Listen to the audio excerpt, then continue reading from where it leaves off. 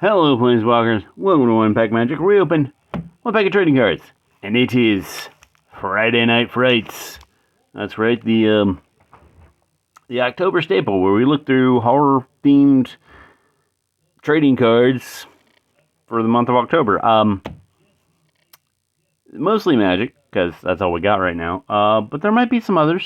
Stay tuned. Anyway, we're starting off with a set that, didn't really get received well. Kind of, but not really.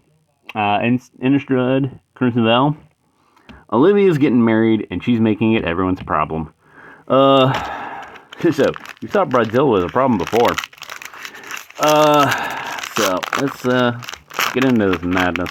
This is a draft booster, so I think, yeah. Okay, we're gonna have to dum. So, that's it. I might have to use that for something else. Alright, one. Oh, we get a token card, Blood. So on, one. Oh, well, that was spoiled. Let's think about these. I think 4, and then, well, we know one of them is anyway. All right, we'll see how well I did that.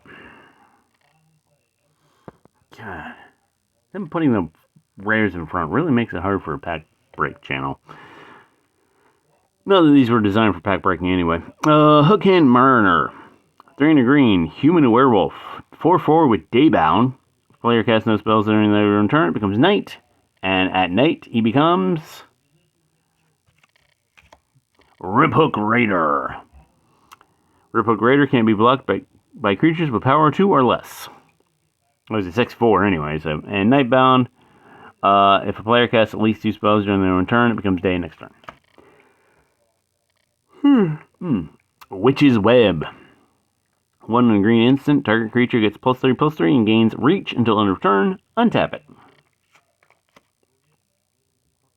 Snarling Wolf. Single green wolf, 1/1.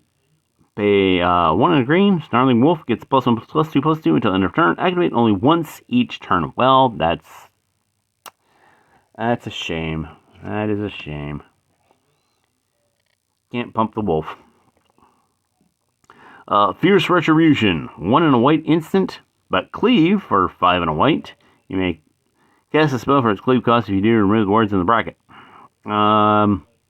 So, if you just do Fierce Retribution as itself, destroy target attacking creature. Cleave, you can destroy target creature. If you want to. Voldaren Epicure. Single red vampire. 1/1. When Voldaren Epicure enters the battlefield, it deals 1 damage to each opponent. Create a blood token. This thing. And it's a 1 tap, sack, discard, sack, draw a card. So basically, blood tokens are cycle with an extra step. Heron of Hope. 3 and a white burb.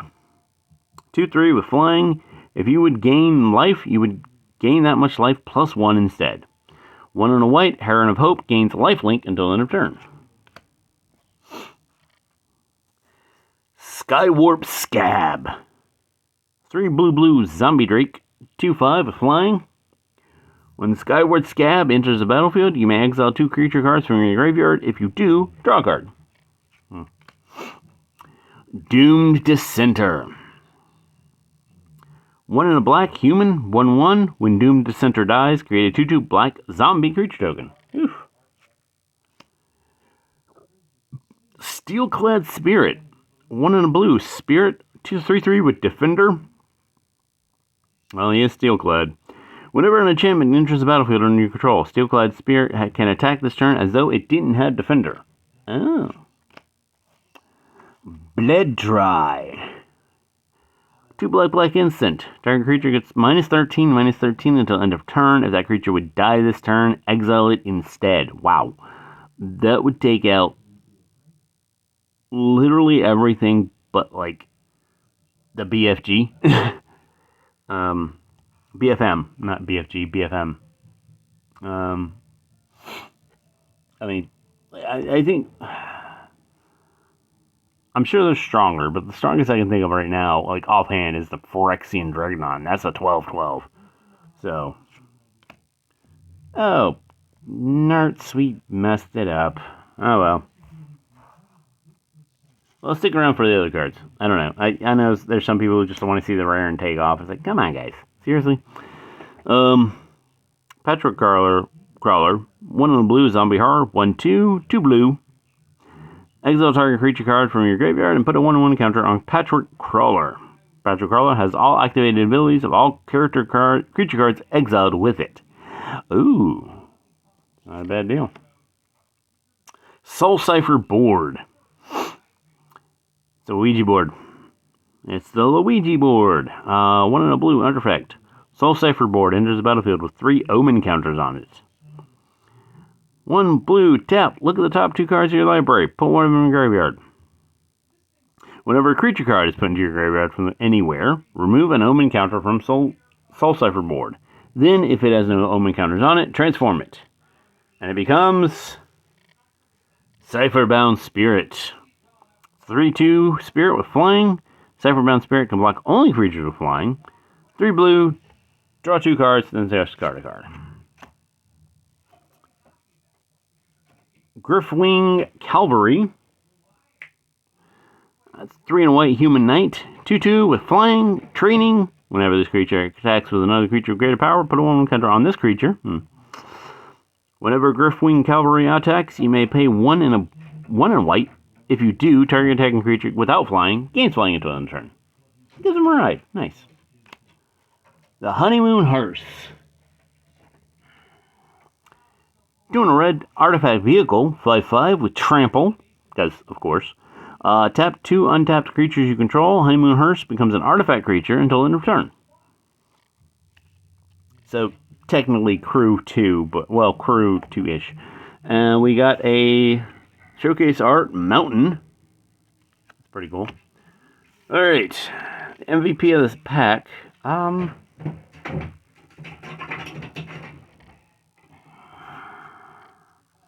So I did this wrong. I'm going to have to do it later. Let's see here.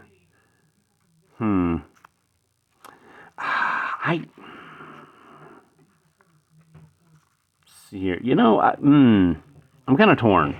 Because Patrick Crawler is pretty good, especially if you exile cards as you exile it, but it's pretty pricey. I do like the Honeymoon Hearse too. I don't know. Let's have a roll off. Got my little, is this Spider-Man? Which die is this? Oh, Edge of Eternity. Die. So, 1 through 10, 11 through 20. What will be the MVP? Let the fates decide.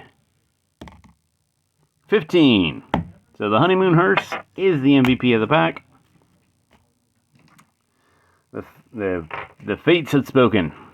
And so have I. So that is Innistrad Crimson Vow.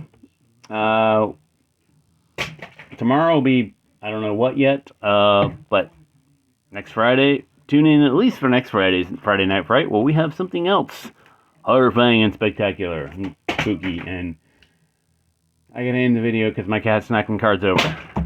I'll see you tomorrow. Have a frightfully tastic day.